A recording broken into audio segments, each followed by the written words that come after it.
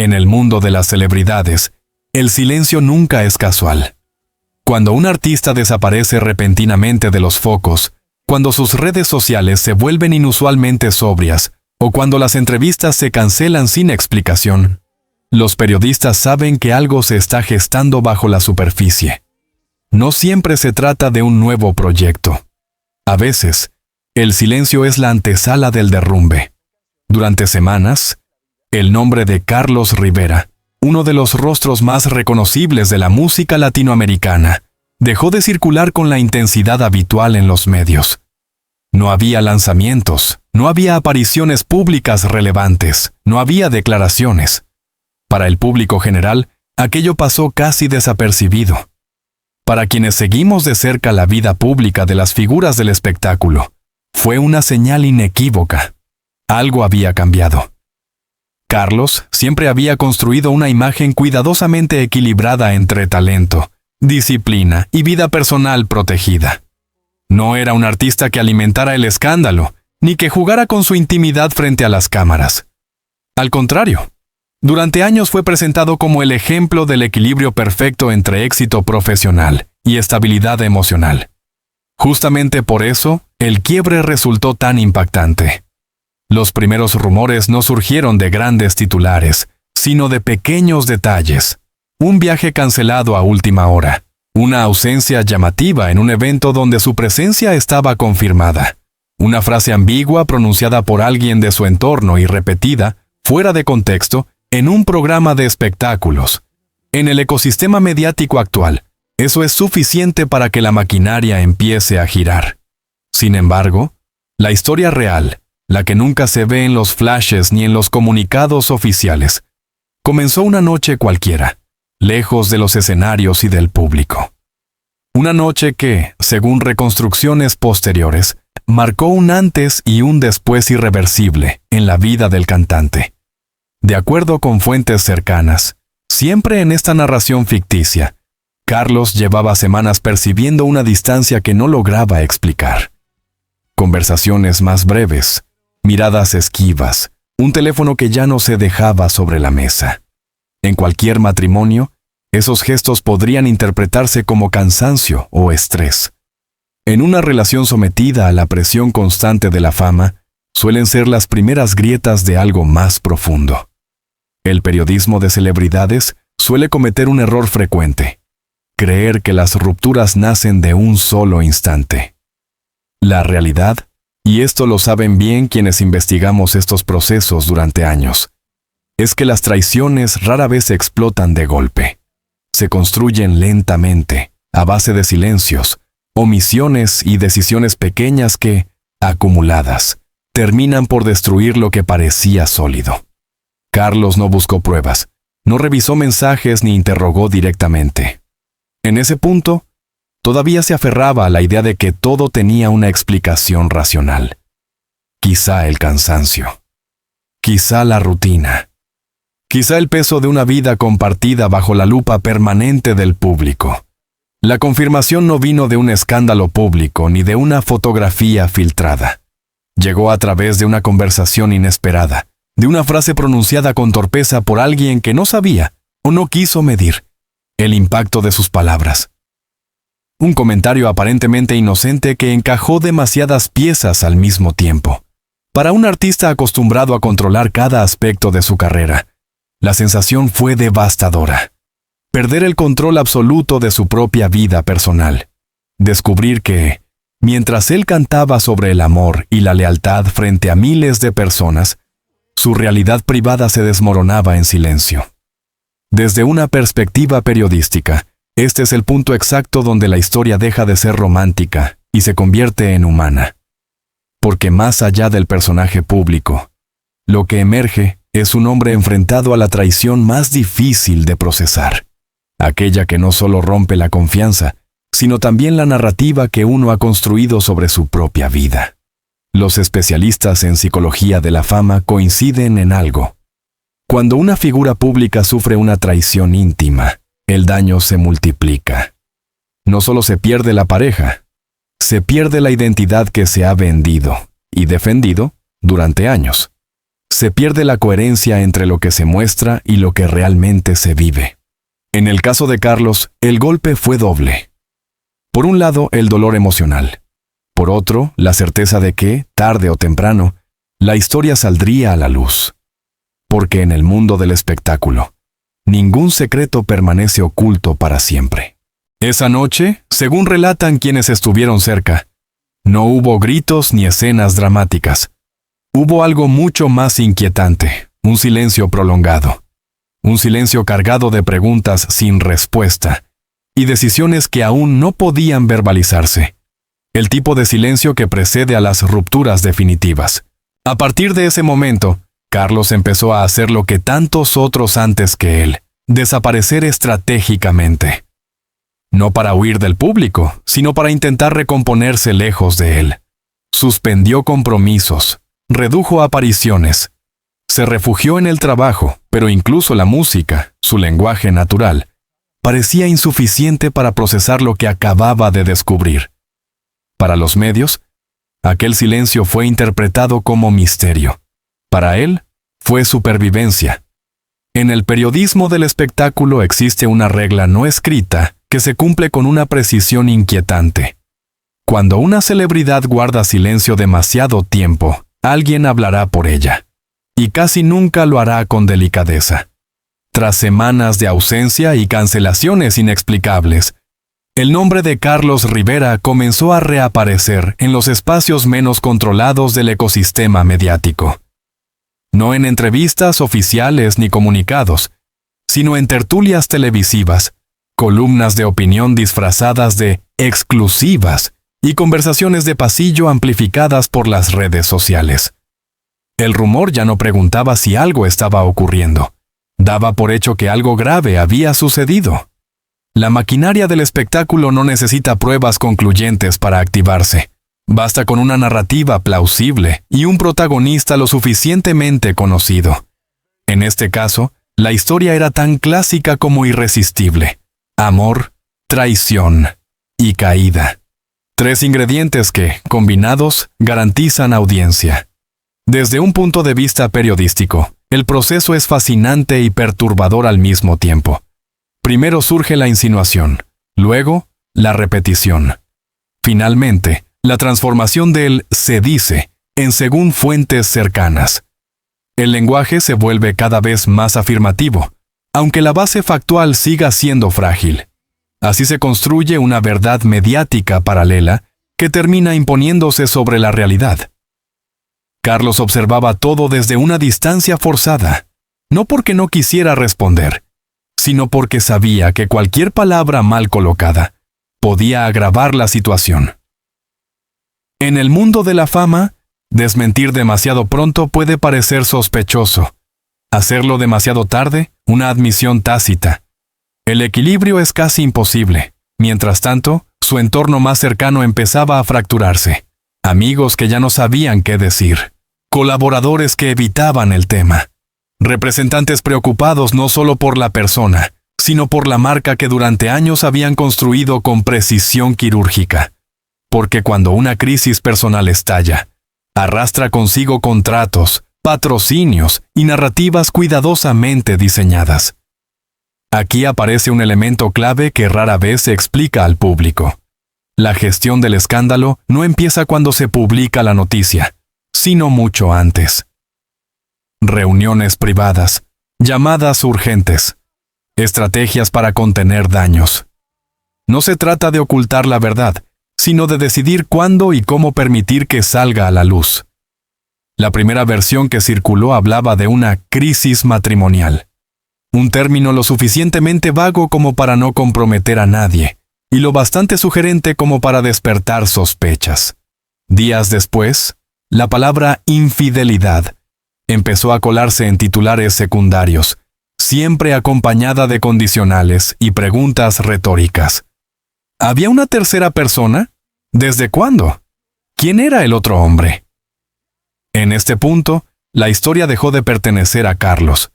Se convirtió en un producto colectivo moldeado por opiniones ajenas, especulaciones y juicios morales emitidos desde platós de televisión.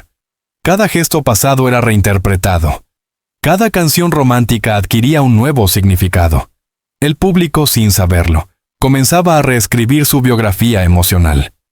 Desde una perspectiva analítica, este fenómeno revela mucho más sobre la sociedad que sobre el protagonista. Existe una necesidad casi compulsiva de humanizar a los ídolos a través de su caída. Verlos sufrir los acerca al espectador, los vuelve vulnerables, reales y, paradójicamente, más consumibles. Carlos, mientras tanto, enfrentaba una disyuntiva clásica en las crisis públicas: protegerse a sí mismo o proteger la imagen que otros esperaban de él. Hablar implicaba exponerse, callar, dejar que otros narraran su historia. Ninguna opción era verdaderamente justa. Las fuentes consultadas coinciden en que el momento más difícil no fue leer los titulares, sino reconocer fragmentos de verdad mezclados con exageraciones. Cuando el rumor se alimenta de hechos reales, aunque sean parciales, el daño psicológico se multiplica. Ya no se trata solo de mentiras que pueden negarse, sino de verdades íntimas que nunca se quiso compartir. En este contexto, la figura del tercero adquirió una relevancia desproporcionada. Sin nombre, sin rostro claro, pero omnipresente en la narrativa. La imaginación pública hizo el resto. Se construyó un antagonista perfecto, aún sin pruebas visibles. Porque toda historia mediática necesita un villano reconocible, aunque sea abstracto. Lo que pocos se preguntaron fue cómo se vive una traición cuando se es famoso.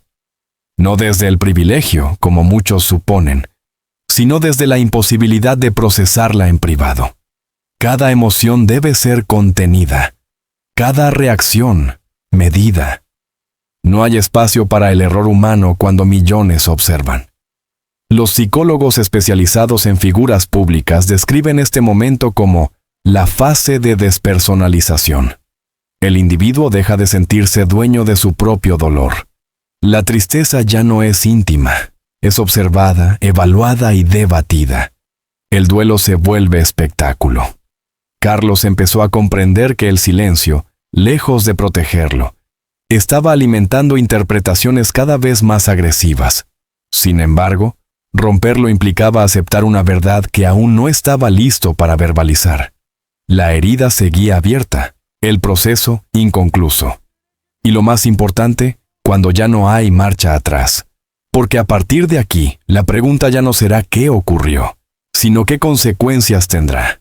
Para su carrera, para su identidad, para la forma en que el público volverá, o no, a mirarlo.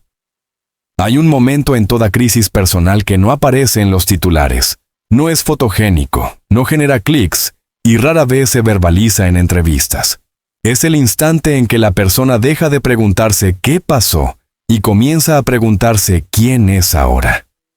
Para Carlos, ese momento llegó cuando comprendió que el dolor ya no podía aplazarse ni esconderse detrás del trabajo. Hasta entonces, había funcionado en modo automático. Cumplía compromisos mínimos, ensayaba sin convicción y se refugiaba en rutinas mecánicas. Pero la mente, tarde o temprano, exige ser escuchada. Y cuando lo hace, no suele ser amable.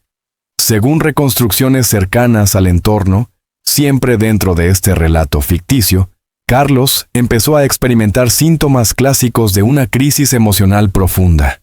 Insomnio persistente, dificultad para concentrarse, una sensación constante de irrealidad.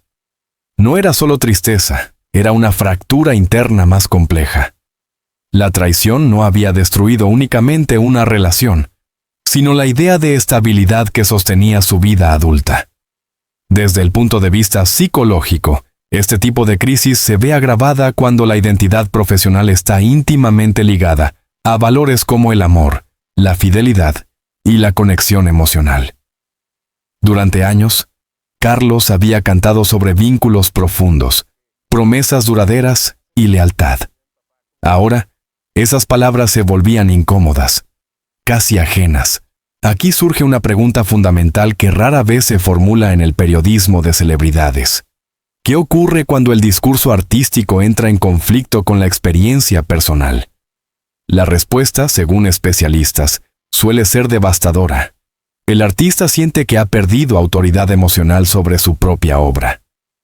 Carlos comenzó a evitar ciertas canciones, no porque ya no creyera en ellas, sino porque le recordaban una versión de sí mismo que ya no reconocía. En el escenario, mantenía la compostura. Fuera de él, el vacío se expandía. Mientras tanto, la presión externa no disminuía.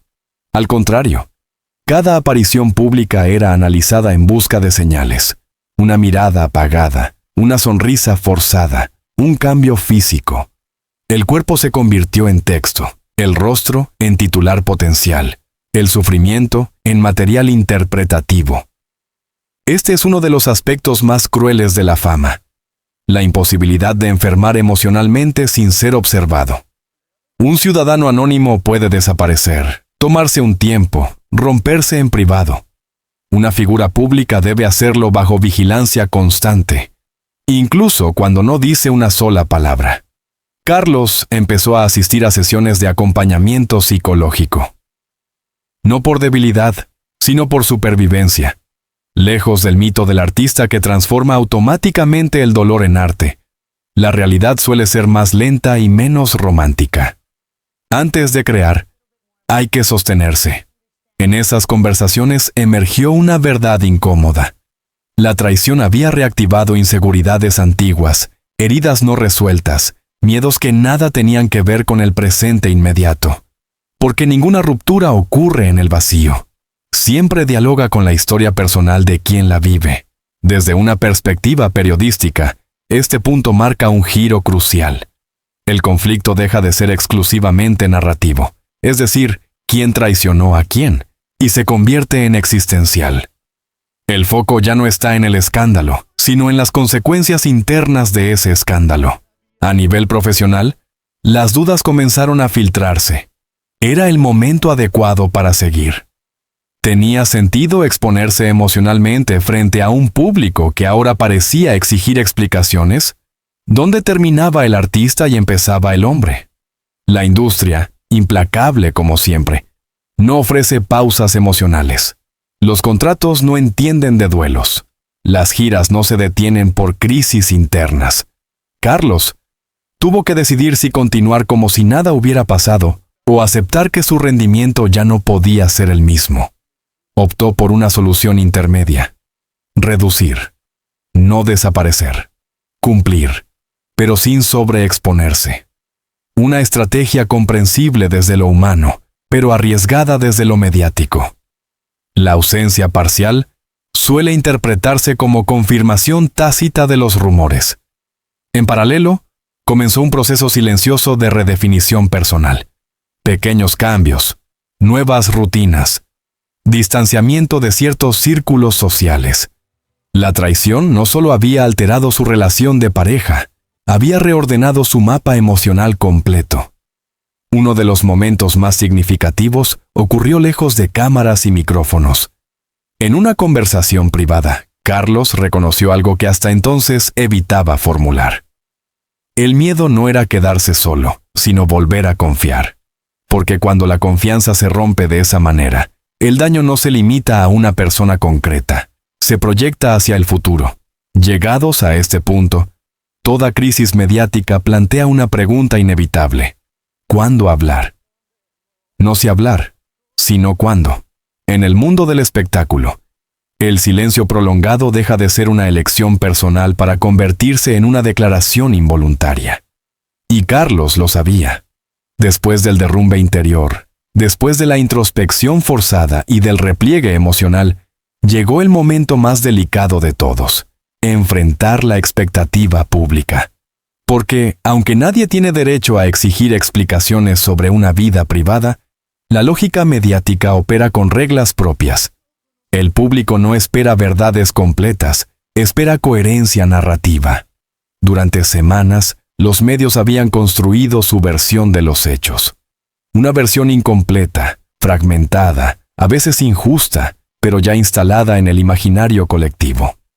En ese contexto, cualquier palabra de Carlos no iba a ser recibida como un simple testimonio, sino como una corrección o confirmación de una historia que ya circulaba. Los asesores insistían en la prudencia. Una declaración breve, sin detalles, sin señalar culpables. El manual clásico de gestión de crisis. Pero los manuales rara vez contemplan el estado emocional de quien debe poner la cara frente a millones de personas, mientras aún está procesando su propio dolor. Desde una óptica periodística, este es uno de los momentos más reveladores de la relación entre celebridad y medios. No se trata solo de comunicar, sino de decidir qué parte de la verdad se vuelve pública y cuál se protege. Porque decir todo puede destruir. No decir nada, también. Carlos optó por una vía intermedia, cargada de ambigüedad. Una aparición medida, sin exclusivas ruidosas ni confesiones explícitas. Palabras cuidadosamente elegidas que hablaban de procesos personales, de momentos de reflexión, de aprendizajes dolorosos. No hubo acusaciones ni desmentidos contundentes. Solo una narrativa emocional general que dejaba espacio para la interpretación. La reacción fue inmediata y contradictoria. Algunos sectores del público valoraron la sobriedad y el respeto. Otros interpretaron el mensaje como insuficiente, evasivo, incluso calculado. En la cultura del espectáculo, la moderación suele leerse como estrategia, aunque sea sincera. Aquí aparece un fenómeno clave. La instrumentalización del dolor. Una vez que una celebridad decide hablar, su sufrimiento deja de ser solo suyo. Se convierte en contenido, en material de análisis, en fragmentos reproducidos una y otra vez en programas de debate. Cada frase es diseccionada, cada pausa interpretada. Carlos no hablaba solo para sanar, hablaba para sobrevivir mediáticamente, y esa tensión entre autenticidad y autoprotección es casi imposible de resolver sin perder algo en el camino. Los titulares no tardaron en llegar, algunos respetuosos, otros abiertamente sensacionalistas. El mensaje original se diluyó entre interpretaciones ajenas. La narrativa volvió a escapársele de las manos. Como suele ocurrir, el intento de controlar el relato terminó generando nuevas lecturas no previstas. Desde el punto de vista emocional, este fue uno de los momentos más desgastantes. Hablar no trajo el alivio esperado. Al contrario, expuso nuevas heridas. Porque al verbalizar el dolor frente a una audiencia masiva, este se multiplica. Ya no se responde solo a uno mismo, sino a miles de miradas que buscan sentido, culpables o moralejas. En paralelo, la industria reaccionó con frialdad pragmática. Algunas puertas se cerraron discretamente. Otras se mantuvieron abiertas, pero con condiciones nuevas. La imagen pública, aunque no destruida, había cambiado. Ya no era la del artista inquebrantable, sino la del hombre herido. Más humano, sí, pero también más vulnerable. Este cambio tiene consecuencias profundas. En la cultura del entretenimiento, la vulnerabilidad puede generar empatía, pero también incomodidad. No todos los públicos están dispuestos a acompañar procesos complejos. Algunos prefieren ídolos intactos, otros consumen la caída como espectáculo pasajero. Carlos empezó a comprender que no podía controlar esa recepción. Lo único que podía decidir era cómo posicionarse frente a ella. Seguir explicando, con el riesgo de exponerse más, o volver al silencio, asumiendo que la historia seguiría su curso sin su participación. Eligió retirarse de nuevo. No como huida, sino como límite. Hablar había sido necesario, pero no podía convertirse en una obligación permanente. El dolor no podía transformarse en un ciclo infinito de explicaciones públicas, porque algunas historias no se resuelven con declaraciones, solo se atraviesan. Toda crisis, incluso la más devastadora, llega inevitablemente a un punto de quietud, no porque el dolor desaparezca, sino porque el cuerpo y la mente ya no pueden sostener el estado de emergencia permanente. Para Carlos, ese momento no fue un instante revelador ni una decisión espectacular. Fue, como suele ocurrir en la vida real, una acumulación silenciosa de pequeños gestos orientados a seguir adelante. Tras la exposición pública y el repliegue posterior, comenzó una etapa distinta, la de la reconstrucción. No una reconstrucción triunfal ni inmediata, sino frágil, irregular, profundamente humana. La narrativa mediática, sin embargo, esperaba otra cosa. Esperaba redención, venganza o una gran confesión final. Pero la realidad no siempre ofrece finales cinematográficos. Desde una perspectiva periodística, esta fase suele ser la menos documentada y, paradójicamente, la más significativa. Porque es aquí donde se define si una crisis se convierte en una herida crónica o en un punto de inflexión. Carlos eligió, consciente o inconscientemente, lo segundo. El primer cambio fue interno. Dejó de preguntarse cómo lo percibían los demás y empezó a concentrarse en cómo se sentía consigo mismo. No fue un proceso lineal. Hubo retrocesos, dudas y momentos de profunda soledad, pero también hubo algo nuevo, una honestidad emocional que antes no se permitía. Durante años había aprendido a ser fuerte, a resistir, a cumplir.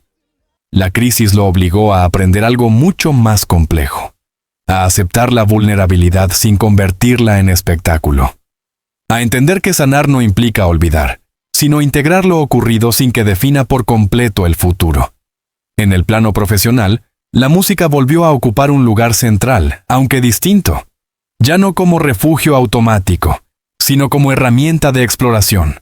Las nuevas composiciones, según este relato ficticio, dejaron de buscar la perfección emocional y empezaron a reflejar matices, contradicciones, dudas, silencios. El amor ya no aparecía como promesa eterna, sino como experiencia imperfecta. El público, lentamente, comenzó a ajustar su mirada. Algunos se alejaron, incómodos con la nueva narrativa. Otros se acercaron desde un lugar distinto, más empático. La figura pública se transformó, no perdió relevancia, cambió de significado. Aquí emerge una conclusión clave para el análisis mediático.